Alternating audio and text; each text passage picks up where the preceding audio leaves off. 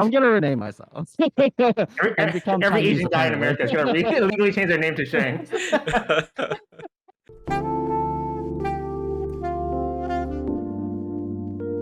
Hello, everyone, and welcome to Rising Moon's Server Podcast, Episode 2. Joining me today, I have two awesome gentlemen, Knight and Wolf. They are members of Rising Moon's Discord community server, so join our Discord community today. The link is in the description below. And in today's episode, we'll be covering topics surrounding AMWF, or Asian Male, White Female. The first question for you two is, why join an AMWF, or Asian Male, White Female group? So for me, I've been on dating apps for a while, and they're okay, they serve a purpose, but at the same time, they're also relatively superficial interactions at the end of the day. And so communities like a Discord server allow you more opportunities to sort of connect with more people, make friends, have more meaningful discussions, and get to know other people. And then as for the AMWF part specifically, I think a lot of times Asian males in general still aren't quite yet at that top level of desirability as some other groups are. And so if you join a community like an AMWF server, you at least know that the other people you're talking to are receptive of your demographic, per se. So that was sort of like the motivation for joining like an AMWF server. Yeah, to touch on what Knight said, it's definitely better to be part of a community over just random dating apps. For me, I don't have a lot of Asian friends, so I kind of wanted to immerse myself with like-minded peers and kind of do that thing while, like Knight said again, you know, um, meet women who are into the same kind of demographic. Sometimes it's better to be a big fish in a small pond. Yeah. Yeah, totally get that. Why do you think it's not as desirable as it is versus other types of groups?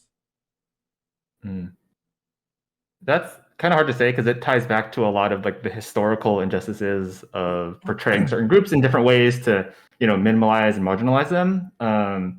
So for Asian men specifically, I think there's just been a history of propaganda or whatever that sort of like makes us be seen as like this other group, or like just not masculine traditionally, or undesirable for other aspects. And that's sort of a thing that's sort of like carried through to the modern day. I think it's getting better for sure, but there's like literally decades, if not centuries, of history to sort of battle against.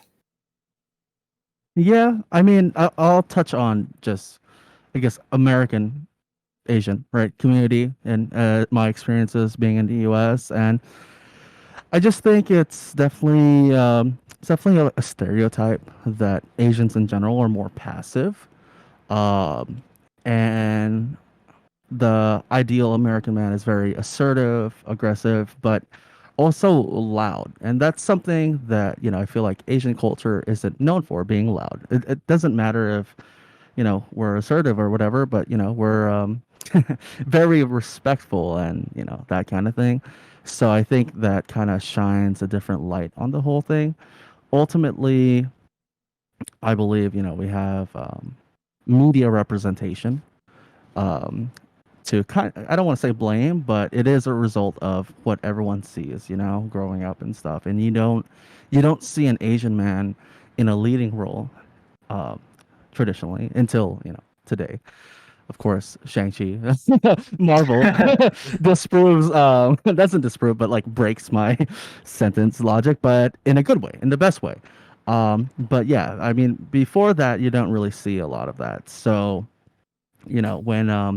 when girls and boys are fantasizing about their prince or princess charming, um, what do you think of, right? What has Disney kind of programmed you to think of? It's probably a white guy in shining armor, right?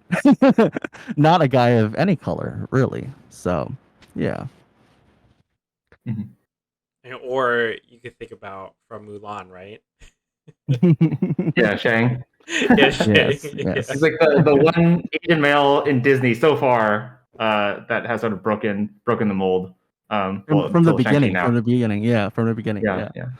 I that gotta is I gotta actually do a cosplay of him. that is actually I have pretty the man bun. true.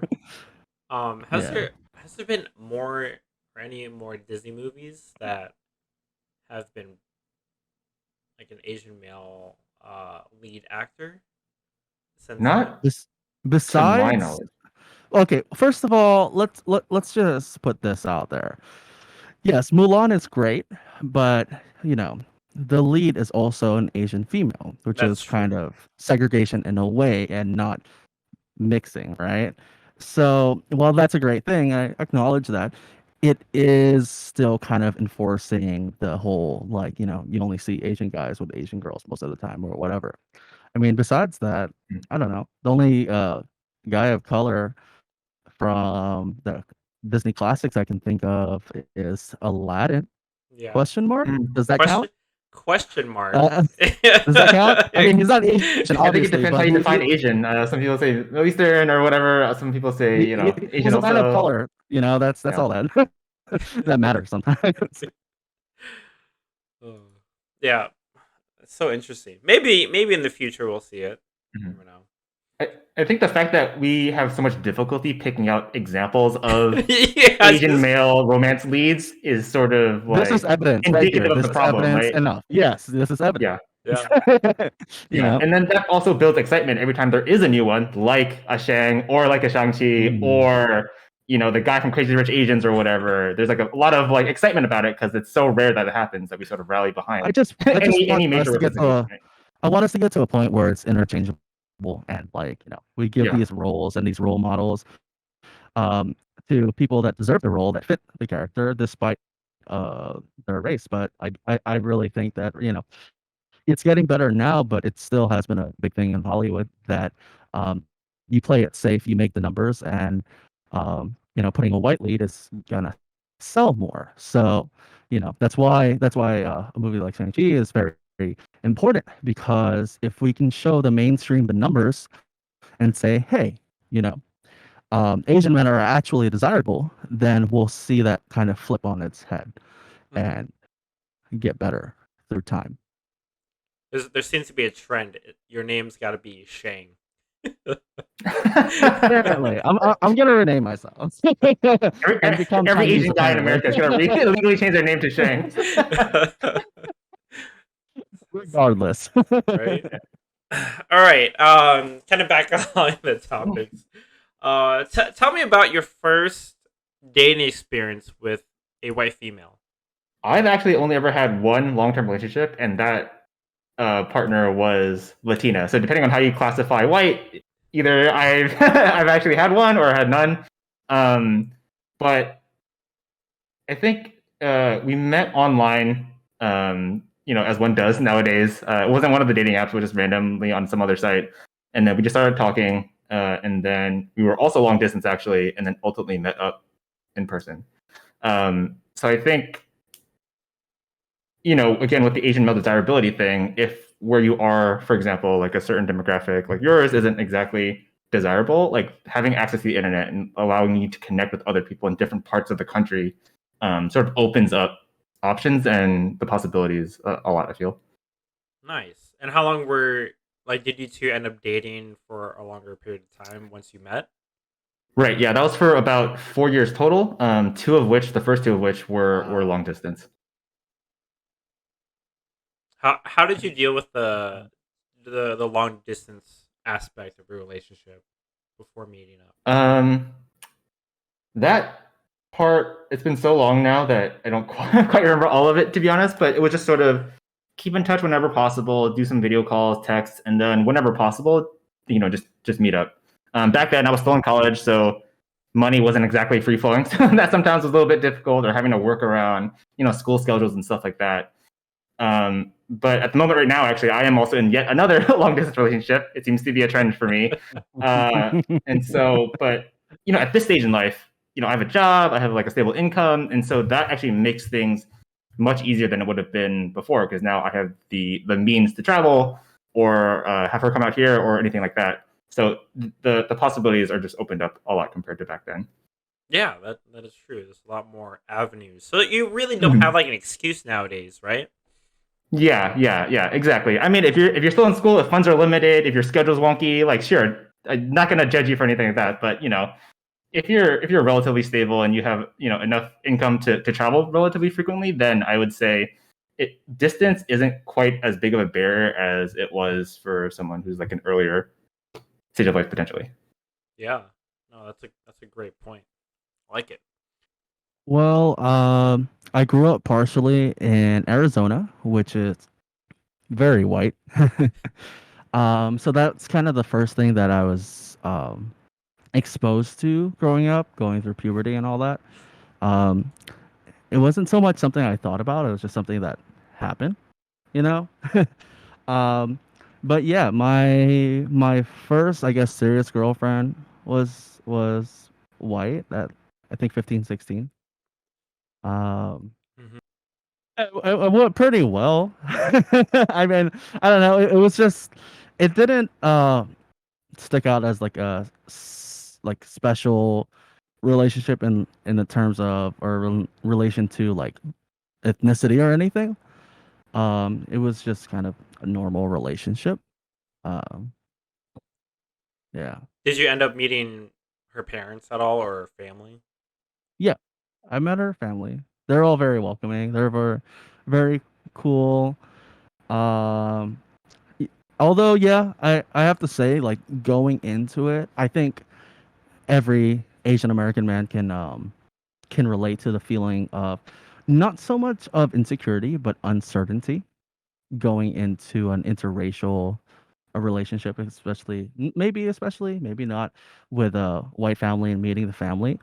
Um, but I was welcomed with open arms. They didn't make me feel any different, which was now that I think of it, now that I'm older, actually pretty cool for an average Arizona family. I think I definitely got lucky there. What kind of uncertainties were running through your mind? Well, I guess I wasn't really worried about culture clash because I was I was raised by a white stepmom, so I'm relatively whitewashed. I hate to say it, but it is like a fact and it's truth, you know. Um, but uncertainty that I had, I guess, was just because I'm definitely not the majority and not what a father or grandparents would think to see.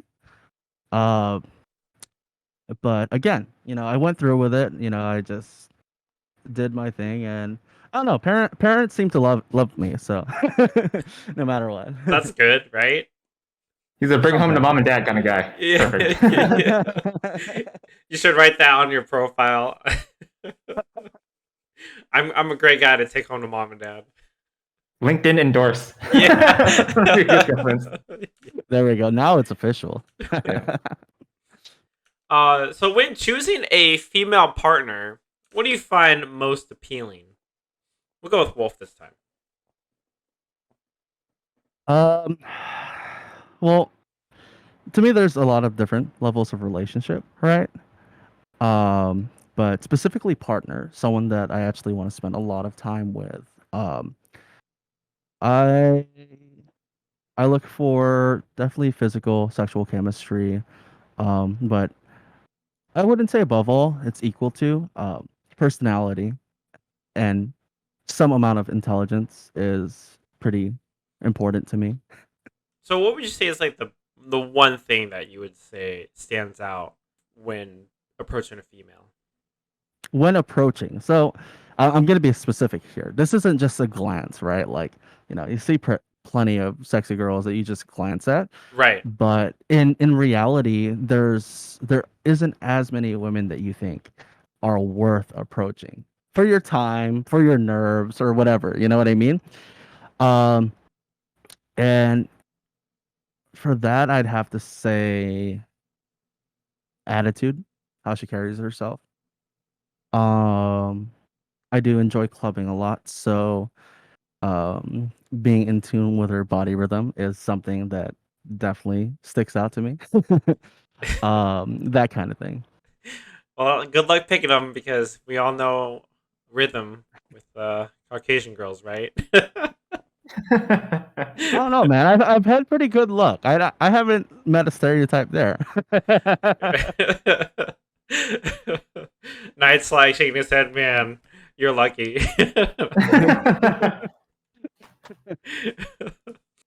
I think Wolf hit in a lot of ways. Like just the top things in general, of course, are just like intelligence, the personality. And when I say personality, it's not even just, oh, do you have like common interests or the same sense of humor or anything like that. There's something like I feel a little bit deeper if you're looking for someone to be like a very serious long-term primary partner. It's just like your two personalities and the way you interact with each other, it just meshes well. And like when you know, you know. And that thing is the hardest thing to suss out in any new type of relationship, whether you're approaching someone at the club, whether it's like on a dating app or on a Discord server. Like that part is the hardest part to really get at, and that takes time and work and emotional investment for sure. And hobbies and stuff like that in common are great, but even that I would say takes a backseat to, again, just the like deep down, like the personality compatibility. Chemistry. Yeah, I exactly. gotta say Like that. It's all the about chemistry. mhm. It's the Yeah. intangible quality, right? It's more Yeah. art than science. A lot of times, like sometimes you get Yeah. into something, you don't even realize what it is about the other person that Right. sits so well with you. You just sort of click and Right. It's definitely like for me too, it's like a felt thing. Mhm. My best relationships have come out of nowhere where I don't even realize what like magnetic chemistry we have until like you're pretty far along and it's like, wow, what? What happened here? You know? It's that classic thing where like when you're not looking for something, it'll just like hit you out of nowhere, and when you're actively looking for something, it's There's a tip. like Just another. stop looking. Yeah, Just stop exactly. looking and then you'll find it. There is a such thing as searching too hard, right? I would say so. I would say so. I mean, I think so. I think there's such a thing as searching too hard. There's a lot that's, distinguishable in your body language, the way you go about things when you're, well, for lack of a better phrase, too thirsty. Um, and a certain amount of thirstiness is natural, but another certain amount is too much and usually unattractive. So, Mhm. What do you think is unattractive? Like, for as like a guy standpoint, what do you think is? Where do you draw the line of being too thirsty to where you're pretty much turning off the girl, or the girl's turned off by you? I mean, I feel like overtly simping, um, Wait, can we say that word now? being, um, yeah, I'm gonna say overtly being too sexual right at the front of things. Mm. I believe that like you know women are very smart socially, much more than men in general on average, and I think it's pretty obvious that if you're a man approaching a woman, everyone knows what the guy wants, right? Everyone knows what the guy wants already. He doesn't have to say it.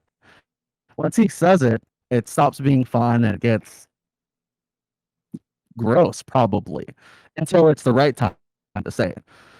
So now, don't get me wrong. There's a good point to be assertive and forward, but I think there's a time and a place for sure. I agree with everything that Wolf said, and even barring the super obvious, like coming out of the gate with like sexual topics or whatever, out of nowhere, that's obviously not a good thing. But even if you don't do that, if you just are too pushy about anything, right? It's like, Mm-hmm. for example, you try to go out on a date and they say they're busy. Don't be the guy that's like, all right, how about now, kind of a thing, and just go too far. Like give the other person, room to breathe, and give the newly Yeah, budding potential relationship time to breathe as well, and just sort of go with the flow a little bit. yeah. I found in my short lifespan that a universal truth is that the right person for you, you don't have to try approach. Mhm. You're gonna be magnetized to each other. You're gonna attract each other naturally. Um, so there's no reason to force things. Of course, you should be aggressive and forward at times, but forcing things is a different matter and usually unnecessary. Mhm. put in the effort, but be yourself, right? It's kind of cliche, but be yourself. And then if somebody else like matches you, like the puzzle pieces fit in together easily. Like you don't have to like really Be work your to best get self. that. Yeah, exactly. Yeah, be your best self. Are you shy about bringing up some of your hobbies and interests? I may have been at one point, but as I've sort of lived life, I've gotten to the point where it's just sort of like, why be embarrassed about the things that you're into? So, for example, classically nerdy things, right? Like, anime, gaming, like sci-fi fantasy stuff, like even D&D is like making a huge surge in pop culture nowadays, right? So what was once the nerdy thing is now, regular mainstream pop culture. If you look at even, superheroes, like Marvel movies are now like a huge blockbuster phenomenon, right? So at the end of the day, no matter how even like niche your hobbies are, like just be open about it, because at the end of the day, the person that you want to be with will be accepting of who you are, the things that you're into. And even if they're not, in that same hobby as you, they will at least take an interest or be accepting that you are into those things. So there's no reason to be shy, at least in my opinion. Yeah, I agree. What about you, Wolf? Are you shy about your hobbies and interests, or at some point have you? Um, no, I don't think I've ever really been shy about my hobbies and interests. Um, I learned early on that showing people and showing women that I'm interested in what I'm passionate about is usually points in my favor because you're showing passion and deep involvement and um like just being present in something that you're in, or just being able to talk endlessly about, I don't know, Star Wars even shows some kind of passion that you're passionate about something. So I've never really been shy about that myself. I do like Knight's point of view that you brought up. That nowadays a lot of things are more mainstream. I think it Uh, was just before my day. Mhm. I mean, when I was getting going, like being nerdy was already relatively cool Mhm. thing or neutral thing at most. So I never got backlash on that. Like, I'm also I also can be like a jokester, and it's always like funny to say, "Oh, I'm such a nerd," and like people like jump on that aren't really nerdy, but it's just a point of something to talk about at the end of the day. For sure. I also feel like nowadays there's more of a cultural sentiment of like come as you are, right? So there's like obviously Hmm. the huge body positivity movement kind of a thing, and I feel like some of that bleeds over into the non-physical elements too. Just like Yeah, whatever your passion, whatever your hobbies are, just as Wolf was saying, like come as you are, be yeah, your authentic yeah. self, be your best self, and then people who share in those interests will sort of be naturally drawn to you, or Yep, the people who give you flack for a certain hobby, those aren't the type of people that you want to be with in the first place. exactly. Yeah. yeah, because you did bring it up where oftentimes people will compare themselves a lot to like other people. Mhm.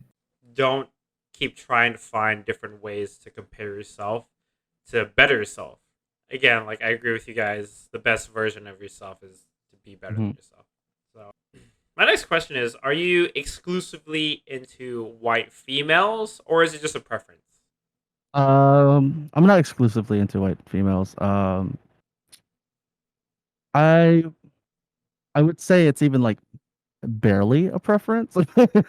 um, yeah, I've dated a lot of ethnicities, and it's never really been about that.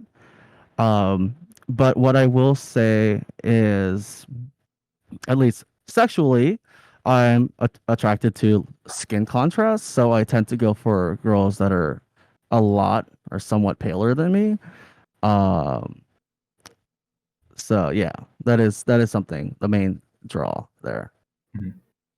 And yeah, and for me, also not a preference. I would say ethnicity like doesn't play a factor to me at all.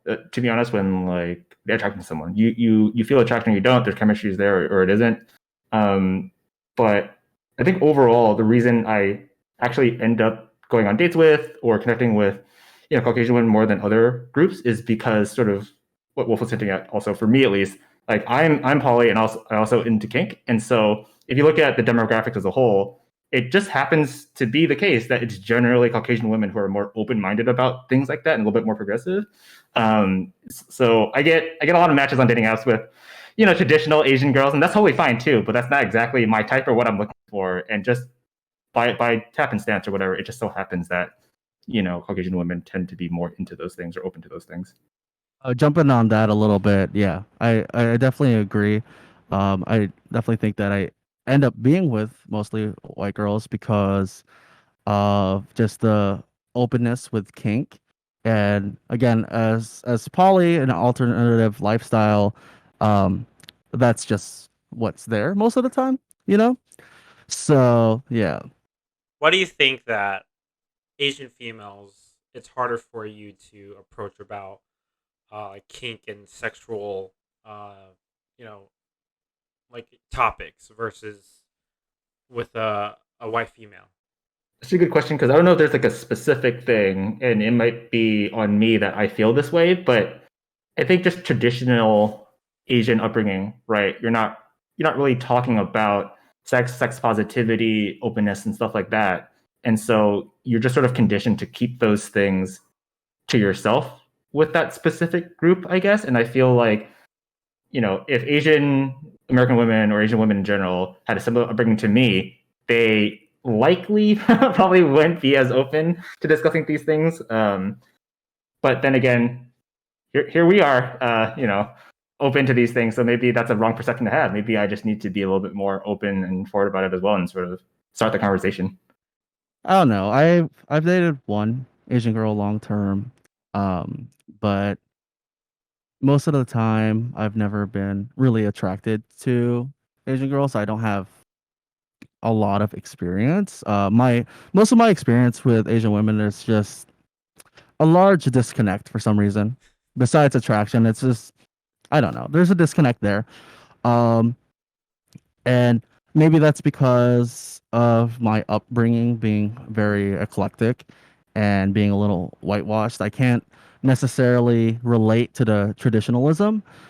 Um, but yeah, I don't know. I don't know. Yeah. I think you bring up the whitewash thing, which is interesting because I've been called banana or Twinkie plenty of times in my life, actually. So yell on the outside, white on the inside, and stuff like that. And it's interesting seeing like which group of friends that I'm with. So with one group of friends, I may be too white, but with a different group of friends, I may be too Asian. So it's like this weird Oh, spectrum of like you never uh, quite know where you are, kind of. yeah, 100%. I mean, with whatever Asian friends and acquaintances I have, I feel not quite Asian enough. And then Mhm. sometimes it's rare. I'd like to think that I choose to be in good circles and have good people around me. And sometimes it being the only Asian guy in a group, it feels like there's a little disconnect there. Mhm. But most of the time, and I don't know why this is. Maybe it's just me, but living in California, I definitely get along with a lot of Latinos. Mhm. Yeah. Yeah, in my experience, having dated a Latina or two, it's actually I've noticed a lot of similarity in terms of culture of Yeah. Hispanic Latin families and Asian families and stuff like that. I think there's like a Yeah. value on family, The and that value sort of of like family loyalty. up front. Yeah. Yeah, yeah, and a lot of times we're also both first generation immigrants or first generation Americans, right? Where your Mhm, parents or your mhm, grandparents immigrated here, and then you were born here mhm, or even immigrated here as well, mhm. and so there's a lot of shared experience there on top of the other Yeah. things.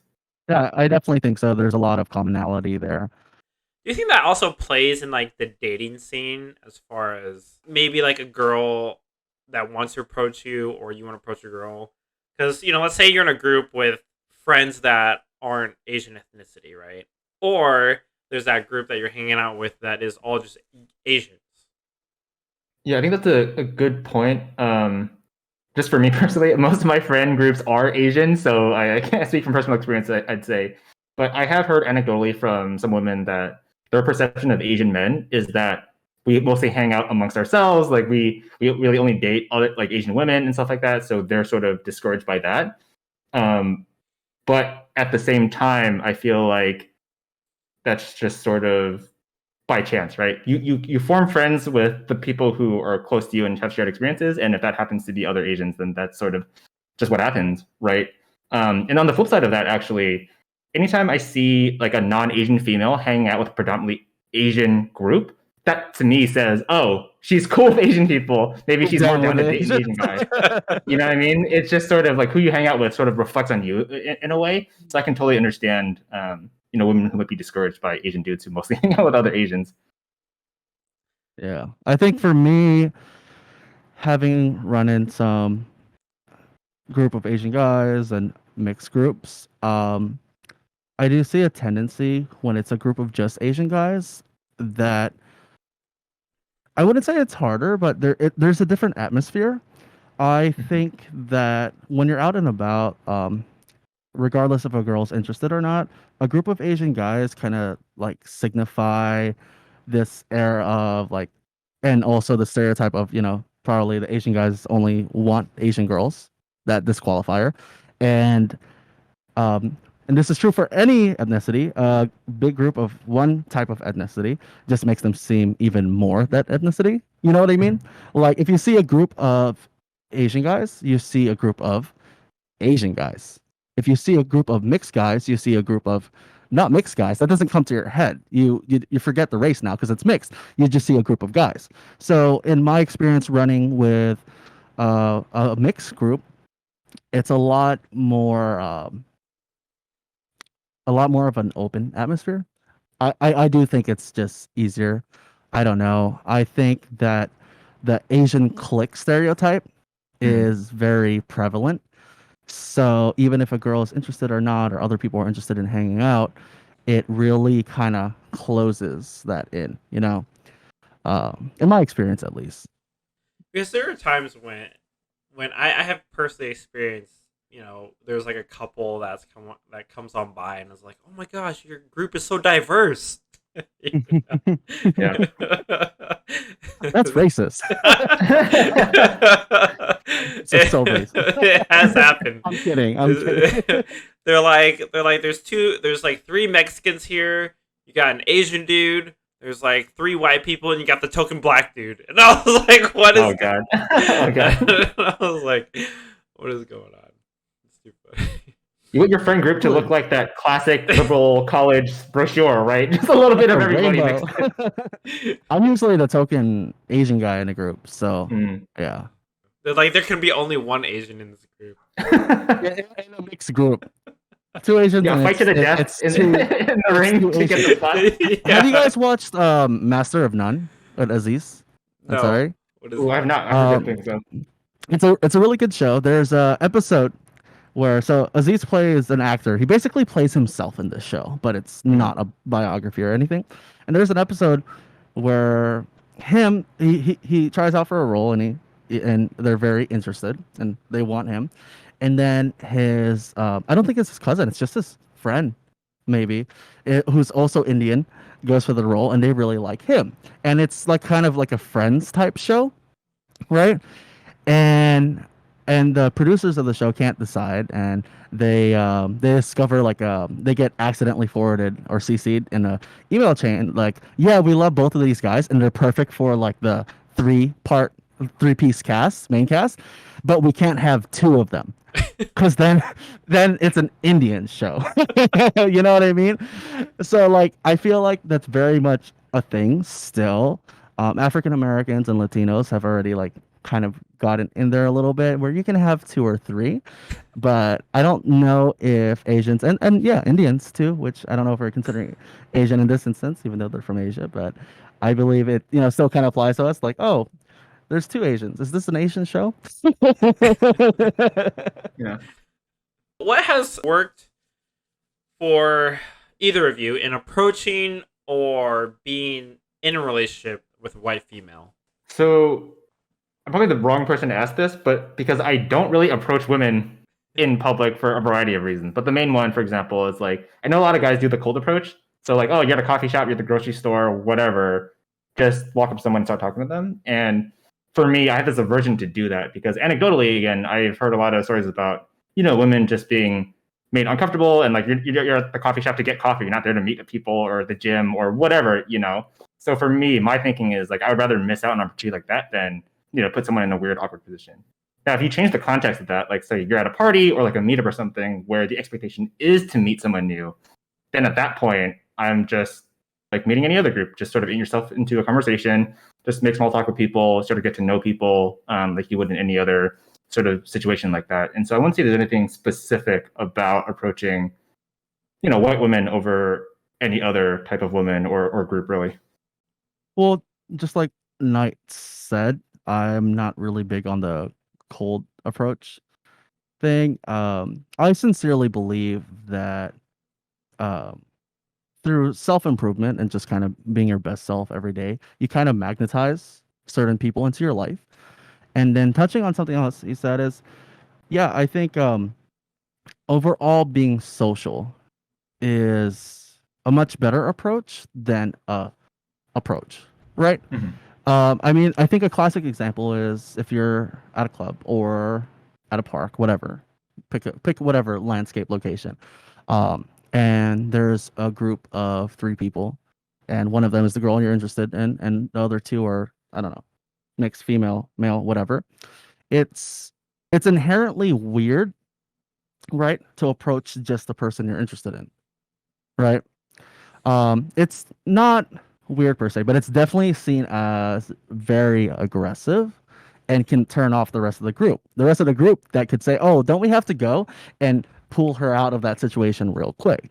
In my experience, it's always best to genuinely actually want to socialize and, kind of instead of attacking head on, like talk to everyone, socialize. But the caveat on that is that I've seen guys do the same thing and approach a group like that um, with that exact intent, and it's very transparent. You can almost taste and smell it that this guy is just going around the group until he gets to his target, right?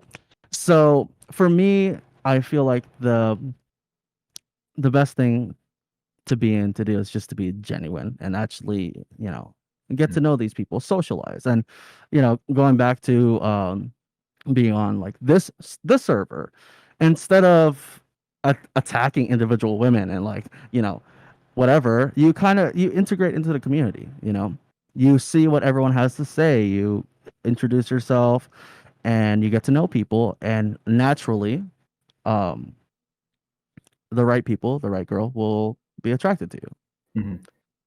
I think that sort of ties back into what we were talking about earlier about, some guys who are like too thirsty or something, right? Yeah. Like that move of approaching like just one specific person in their group to try to like hit on them, like that crosses that line. Whereas like if you try to Yeah. engage the group as a whole and like you're saying, socialize and make friends, Yeah. that is a huge difference between the two. Yeah.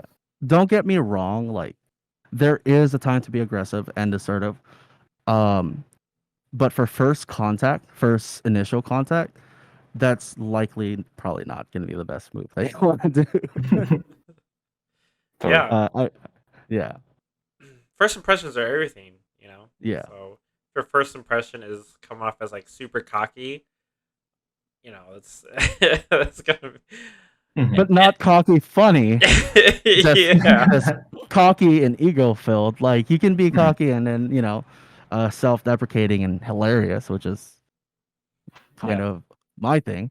But you can also just be cocky and, not a lot of people like that, obviously. Like makes them uncomfortable, whatever. I think there's a difference between confidence and arrogance. It's a fine line Yeah. sometimes, but there is a major difference. Like be confident, don't be arrogant. Yeah, 100%.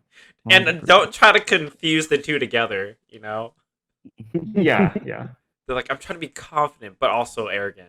I don't know how that works, but it is the fine line, and I think it's hard to learn where that line is. I mean, I've of course made that mistake crossing the line in the past, and like I've been I've seen the consequences of it. Um, but I think it is important to find out that line for so sure. for those males out there that aren't experienced like that, as far as determining that fine line, what would you either of you suggest on gaining that experience or what to do about it? I'll go first. I think assuming this inexperienced guy that probably overthinks a lot of things, especially with approaching women, I think the most important thing is to learn how to socialize. Social intelligence is its own type of intelligence. It's a muscle that's built over time. I'm not When I was a lot younger, I was a lot more anxious and I still have social anxiety and stuff like that. But I worked tooth and nail to kind of um not necessarily get over it, but just improve, right? Improve. So I think the best thing to do is just integrate yourself in new groups. New groups. Again, we'll tie it back to the server again. New groups like this, and make random friends, and learn how to be comfortable with strangers and how to communicate. Because at the end of the day, that line of um, confidence and would you say arrogance? That line is established with anybody, romantic, sexual, or not. Right? Like for me to Wiggles and me to Knight. Like there's a line right there where if I cross it, he's going to say, "Oh, this guy is just a fucking arrogant, egocentric fool," or it's like, "Oh, this guy's just confident," and and I think it's definitely important to establish that with all genders. Yeah, I totally agree with everything that Wolf was saying, but the best way to gain experience is just to go out there and do it, right? I know meeting people, in real life is hard sometimes. It really is, particularly during a pandemic. But just pursue your interest and your passions, right? If you're into art, go take an art class. If you're trying to work out more, take a dance class or a martial arts class, something that suits your passions, and then interact with people in a natural way like that. Like for me, I also was pretty socially anxious for a long time, but recently it's about a shift in mindset too, right? It's like, okay, I've been this shy, timid guy for so long, it's gotten me here. Well, what have I not been doing? Let me try that instead. So just like really forcing yourself to get out of your comfort zone a little bit. You get tired of it. It's like, all right, yeah, exactly. And then you sort of get out there, and then you talk to more people, you make friends, you learn how to socialize. And again, to Wolf's point, like that line of confident and arrogant is going to be different for everyone. So you have to sort of like pick up on the cues and learn a little bit about the person that you're talking to, and sort of calibrate a little bit there. I'm not saying like change who you are as a person completely, but just know your audience, so to speak. Yeah. I feel like that's a large fallacy, is that a lot of people identify as being introverts. So I'm an introvert. And they see it as impossible or such like a monumental task to socialize, when in reality it's a skill. It's a skill like cutting fruit, I don't know, playing football. It's a skill like anything else. It's a skill that should be exercised to an extent, because ultimately humans are social creatures. As much as I hate it, as much as I just want to live in a cabin in the woods with a little husky and be left alone, the fact is that I need people too at a certain point. So it's definitely above anything to learn how to socialize, learn how to be with your fellow human being without overthinking the most random stuff, and just be comfortable. And through that, you'll attract or be ready for whatever woman you're going for, because you've gotten into practice now. It doesn't matter. It's another person. It's not a girl. It's a human, right? Yeah. Speaking of online, you talk about the Discord server. Is there anyone that you guys are talking to on the server? So essentially, it has worked for you. Yeah, I would say so. I mean, I recently found my partner within the past couple of weeks through the server, so it works. The system works. And Wolf, I think you met your partner also.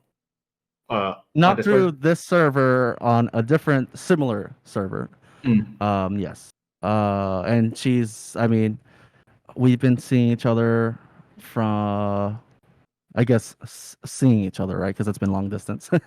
She's in the East Coast, but yeah, since the beginning of the year, and I'm happy to say she's like officially moving in December. So congratulations! The system works. Congrats to that, man. The system works. Would it be really different versus like online, that you're socializing on Discord or like on chatting server? Speaking for myself, at least, I mean, call me old fashioned. I prefer face-to-face interactions over messaging. So it is hard to be sure, because like if you were on a dating app even, right, and somebody's in your area, you chat a bit and then you go and meet for coffee or drinks or something, and it's like an easy thing to do. Whereas for these long distance situations, it's a lot more messaging upfront to begin with, and then at best you can do a video call or a phone call or something like that, and then there's like a longer wait before you can meet in person. So having patience and determination in this type of a format is really, really crucial. Like, you're not gonna talk to someone and then meet them the next day. It's just not gonna happen realistically. So you have to be prepared to tough it out a little bit, to be honest. But it is worth it. It can be worth it. Unless you're on old school Craigslist personals, right? You might randomly meet someone. I don't think they're like. I don't think that those are up anymore. It's just what, like, misconnections now. It's misconnections, yeah, Yeah. which are always a fun read. Oh man. Yeah, touching on that, I believe, yeah, physical interaction is always the best when meeting people through coworkers, through your social circle, groups, whatever. Um, it's just because, well, besides the convenience factor of literally that person living in the same city as you, guaranteed, pretty much, right? Um, it's also because a lot of communication, in my experience, is nonverbal, right? Um, chemistry can be felt over video, over text, for sure, but no matter how sure you are, there's always going to be a little part of you that's going to be like, not that, oh, is this person a catfish, but is there really chemistry there, or is it just like an internet thing? you know with that being said, of course, my my present and future nesting partner I did meet online.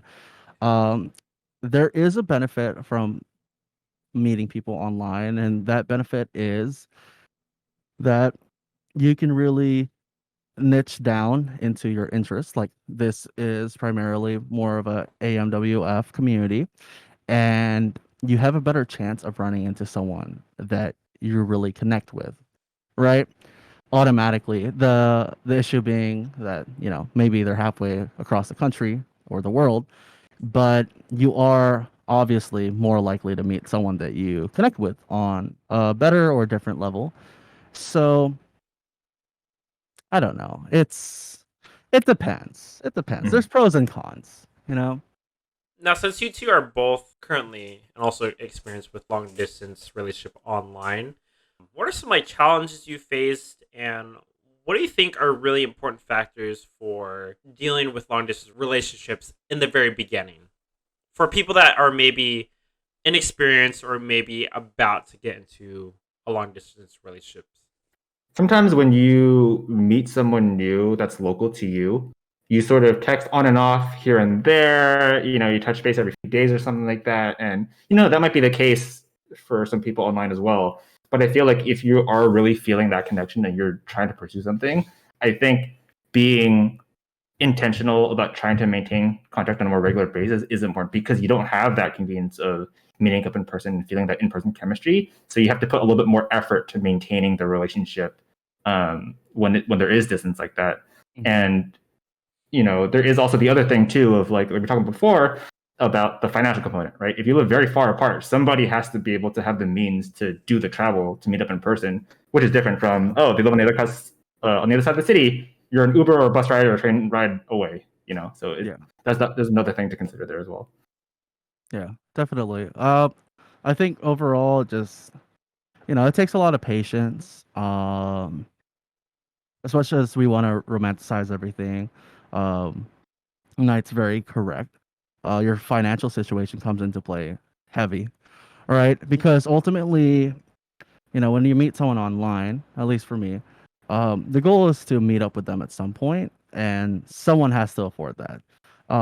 It's tragic when, like, I don't know, two fresh out of high school 18-year-olds meet and connect online because they probably both still live with their parents, and no matter how deeply connected they are, they don't have the financial means to follow through, and that fizzles, maybe, or maybe not, but it's more likely to fizzle because of that. Besides that, it's like, being in a long distance relationship is what it is difficult to meet each other's needs, especially if you're more physical touch focus as a primary love language or whatever, it's hard to fill that gap.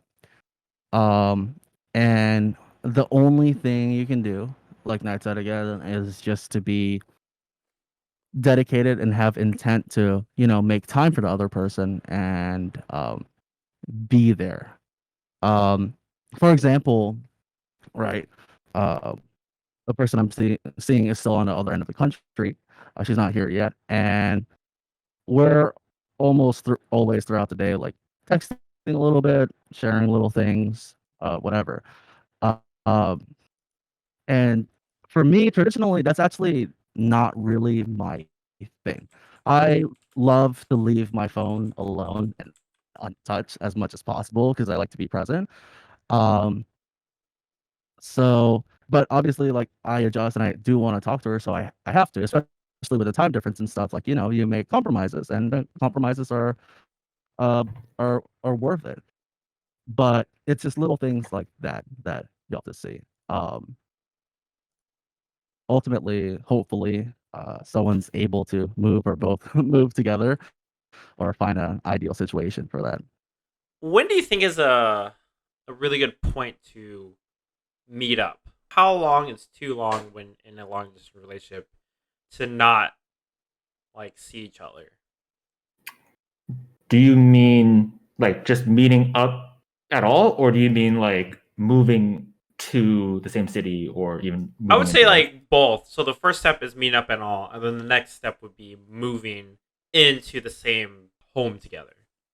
Well, it's when you're both comfortable, of course. That could be any amount of time. Um, yeah, it's just when you're really comfortable. For me, like I like to encourage some neutrality, as in, like well, the person I'm seeing now, we broke a lot of rules and things that traditionally would go against, but we felt the deep connection, so we just rolled with it. But like, if I'm visiting someone else, I would want to get my own Airbnb for the first time and not imposed, right? Because it would suck to be staying at her place and we don't get along. We have no chemistry at all. We hate each other. And now I'm like, oh, do I have to find a hotel or whatever? Like logistics like that. Same on the other side. If someone's visiting me, I would really encourage just to really help foster the feeling of safety, um, that they get their own Airbnb, that I actually have no control over it. I'm not paying for it. I'm not gonna be able to kick them out, do any weird crap. This is theirs. Worst case scenario, they have a nice California vacation, you know, without me. Um, but yeah, I really think it's just about comfort level and security. Um, and as a man, I think that's a lot of my responsibility to provide. So I don't know. I don't like rushing people. I like to go with the flow and move like water.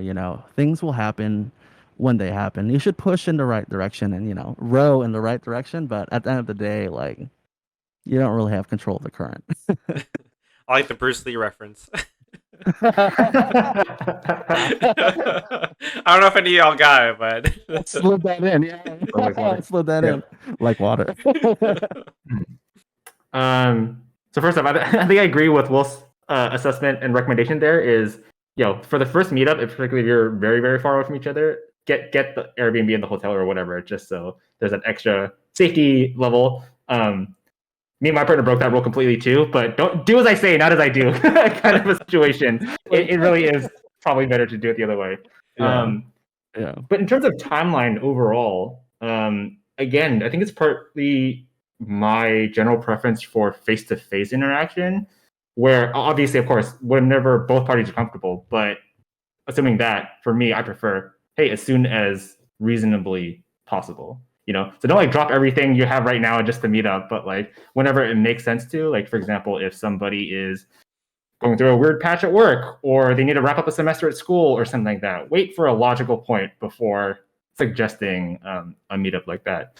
And then for the other piece where it's about moving in together, that's really dependent on how serious the relationship is, if you've had that discussion, Again, if somebody else is, hey, wrapping up their undergrad or their master's or something, they can't really move. That's like, be reasonable about expectations and stuff like that. And it will vary relationship to relationship. Yeah.